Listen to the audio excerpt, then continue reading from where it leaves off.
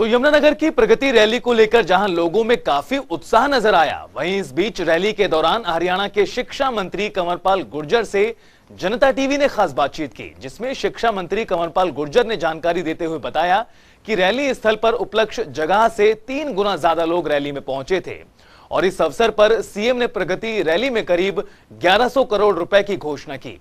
इसके साथ ही उन्होंने ये भी कहा कि जगाधरी, यमुनानगर, साढौरा और रादौर विधानसभा में इन घोषणाओं से तमाम विकास कार्य पूरे किए जाएंगे। इसी के साथ शिक्षा मंत्री कंवरपाल गुर्जर ने कई और अहम जानकारियां भी दी। देखिए। मुख्यमंत्री की प्रगति रैली से यमुनानगर जिले को काफी सौगातें मिली है। मुख्यमंत्री ने आज यमुनानगर जिले की जो 4 विधानसभा सीट है, जिसमें रादौर, जगाधरी, यमुनानगर और साढौरा, इन चारों ही विधानसभा क्षेत्रों के लिए तमाम घोषणाएं की है और साथ ही साथ यमुनानगर के साथ अपना जो जुड़ाव उनका रहा है उसका भी जिक्र किया है। यमुनानगर की इस प्रगति रैली से क्या कुछ खास रहा, इस पर बातचीत करेंगे। मेरे साथ हरियाणा के शिक्षा मंत्री कंवरपाल गुर्जर मौजूद हैं, जो जगाधरी विधानसभा क्षेत्र से विधायक हैं। सर, क्या कहेंगे आज मुख्यमंत्री की रैली से जो आपके पूरे जिले को और इन चारों विधानसभा क्षेत्र के जो लोगों को उम्मीद थी, मुख्यमंत्री जी ने आपकी तमाम घोषणाओं को माना है? हाँ, निश्चित तौर से जो हमारी डिमांड थी वो सारी माननीय मुख्यमंत्री जी ने स्वीकार कर ली और साथ ही जो कुछ काम और चल रहे, कुल मिला के मैं समझता हूँ कि लगभग 1100 करोड़ रुपए के करीब जो काम है उनकी मुख्यमंत्री जी ने मंजूरी दी है।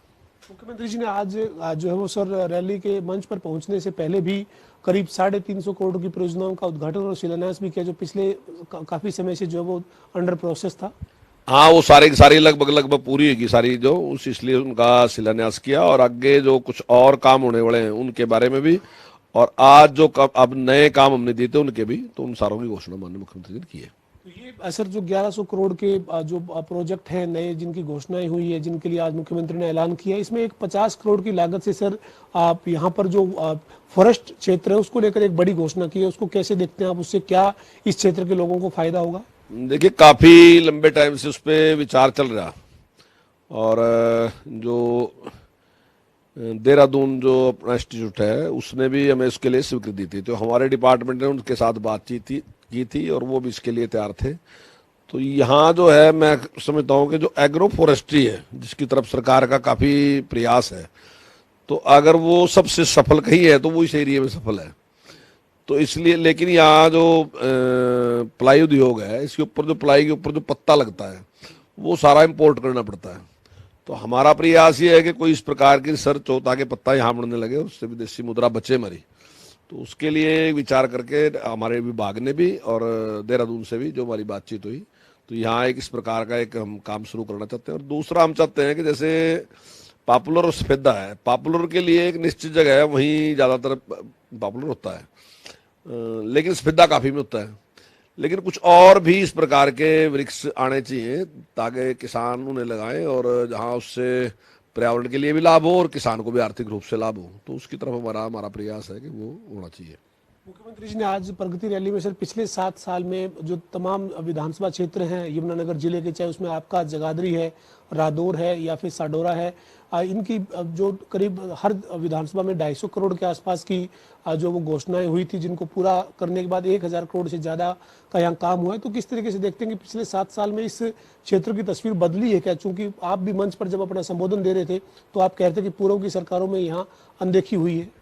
हाँ, बिल्कुल। देखिए, अभी जिस प्रकार से यमुनानगर का हॉस्पिटल है वो 100 बेड का था, अभी 200 बेड का है, तो आप देख सकते हैं कितना बड़ा हॉस्पिटल वहाँ बनने लग रहा। ऐसे ही हमारे यहाँ जो था वो 6 का था बहुत लंबे टाइम से, अब 30 का है। खिजराबाद में 6 का था, 30 का है। आप कॉलेजों को देख सकते हैं, जैसे अभी बिलासपुर में कॉलेज खुला, खिजराबाद में कॉलेज खुला, मुस्ताबाद में कॉलेज खुला, रादौर में कॉलेज खुला, जहाँ पूरे लंबे टाइम में सिर्फ एक कॉलेज था। उस कॉलेज में भी बिल्डिंग बनाने का काम वर्तमान सरकार ने किया और 12 करोड़ रुपए खर्च करके वहाँ भी बिल्डिंग बनवाई। तो ऐसे बहुत से काम है। इसी प्रकार ITI है, उसको बनवाने का अब छछरौली में बनी, खिजराबाद में बनी, बिलासपुर में बनी, तो सारे एरिया में ITI बनी। तो ये सारी चीजें जो हुई तो इस सरकार में बनी और इसका निश्चित तौर से बहुत लाभ लोगों को रहा। ये जो आज घोषणा की है मुख्यमंत्री जी ने करीब 1100 करोड़ की चारों विधानसभा क्षेत्रों के लिए, पूरे जिले के लिए, इनके पूरा होने के बाद एक तरीके से विकास जो है वो उसका यहाँ ये नजर आएगा कि इस सरकार ने जो घोषणा की उनको पूरा होने के बाद? देखिए, ये काम होने के बाद मैं समझता हूँ हमारे पास बड़ा काम कहने के लिए कुछ बचेगा नहीं जिसको हम कहें कि भी ये काम होना चाहिए। लगभग सारे काम हो जाएंगे। हालांकि पिछली बार में बहुत मैक्सिमम काम, हमारे बड़े जो काम थे वो हो चुके हैं, और इसके बाद तो लगभग सारे काम हो जाएंगे। लेकिन ऐसा काम तो कभी खत्म नहीं होते, और डिमांड आती है, नए नए आते हैं, लेकिन मैक्सिमम काम हो जाएंगे। मुख्यमंत्री जी ने आज मंच पर एक बात और कही कि भ्रष्टाचार को लेकर हमने सख्ती से काम किया है। एक तरफ भ्रष्टाचारी अगर है तो दूसरी तरफ काल बनकर मुख्यमंत्री मनोहर लाल सामने खड़ा है। ये उन्होंने कहा कि पूर्व की सरकारों में चोर चोर मौसेरे भाई की भूमिका नजर आती थी, लेकिन हमारी नीयत है कि हम भ्रष्टाचार को जड़मूल से खत्म करें। हाँ बिल्कुल, देखिए जब कर्मचारी चयन आयोग में गड़बड़ थी और उस पे ज्यादातर जो राजनीतिक विशेषज्ञ थे वो चाह रहे थे कि इसको दबाना चाहिए, सरकार को इसको उछाड़ना चाहिए, लेकिन मुख्यमंत्री जी ने कहा कि नहीं, इस पे कोई समझौता नहीं करते, हम कार्रवाई करेंगे, और कार्रवाई की भी उस पर। लेकिन इस बात से नहीं डरी सरकार कि भी इससे सरकार की बदनामी होगी, और ऐसा ऐसा लोगों ने भी स्वीकार कर लिया कि सरकार जो कर रही है वो ठीक कर रही है, गलती किसी और की है, सरकार ईमानदार है। तो इस प्रकार से मुख्यमंत्री जी ने रिस्क ले गए। ऐसे कहीं भी अगर कोई घटना हुई मान लीजिए तो सरकार मतलब मुख्यमंत्री जी ने दबाने का की कोशिश नहीं की, और जिस व्यक्ति ने भी भ्रष्टाचार किया उसके खिलाफ कार्रवाई की, और उसका परिणाम आज ये है कि लोग मानते हैं कि सरकार ईमानदार है, मुख्यमंत्री ईमानदार है। अगर किसी ने गड़बड़ करी तो छोड़ता नहीं किसी को भी, उसके खिलाफ कार्रवाई करता है, इस बात से घबराता नहीं है। और उसकी परिस्थितियां बदल गई। पहले क्या था, अब सरकार बदनामी से डरती थी और कई चीजों को ऐसे ही दाब लेती थी, उसके इंक्वायरी कराती नहीं थी ताकि हमारी बदनामी न हो। लेकिन मुख्यमंत्री जी ने किसी को इस प्रकार बख्शा नहीं है। आज जगाधरी की अनाज मंडी में रैली थी। मुख्यमंत्री ने इस दौरान ये भी घोषणा की कि अब गेहूं जो है उसका निर्यात जो है वो बंद कर दिया गया, इसलिए अब 10 दिन तक और गेहूं की खरीद होगी। तो इससे भी आपको लगता है कि किसान जो गेहूं बेचना चाहेंगे उनको दोबारा 10 दिन के लिए और मौका मिला है? देखिए, वर्ल्ड मार्केट में मान लीजिए उसका रेट बढ़ रहा, तो अभी काफी बड़ी मात्रा में व्यापारियों ने भी गेहूं खरीदा था, लेकिन अभी ये रिस्क नहीं लिया जा सकता ना कि अगर देश में गेहूं कम है और उसका रेट बढ़ जाए तो मतलब हमारे लोगों के लिए मुश्किल खड़ी हो जाएगी। तो इसलिए सरकार ने उसके निर्यात पे रोक लगा दी।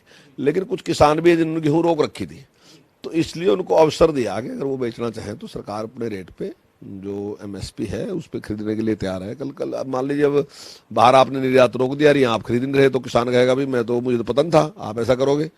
तो इसलिए सरकार ने दोबारा से उसकी खरीद चालू कर दी कि आप उसी रेट पे बेच सकते हैं, क्योंकि अब की बार उत्पादन कम है। इसलिए जरूरी है कि पहले अपने लिए तो सुरक्षित रखना पड़ेगा। अंतिम सवाल है सर, जगाधरी की रैली में लोगों का उत्साह आपने किस तरह का देखा? चूंकि आप दावा कर रहे थे रैली से पहले कि ऐतिहासिक होगी रैली, तो उस मायने में कितना आप इस रैली को सफल मानते हैं? बिल्कुल 100% सफल मानते हैं। देख लिया आपने भी देखा कि चारों तरफ, अब जहां हमारे पास बैठने की जगह थी उससे 3 गुना आदमी हमारे पास थे, और वो चारों तरफ आपने देख भी लिया मंडी में चारों तरफ जिस प्रकार से घूम रहे थे, तो बहुत उत्साह था लोगों में, बड़ी संख्या में लोग आए। बहुत धन्यवाद सर बातचीत करने के लिए।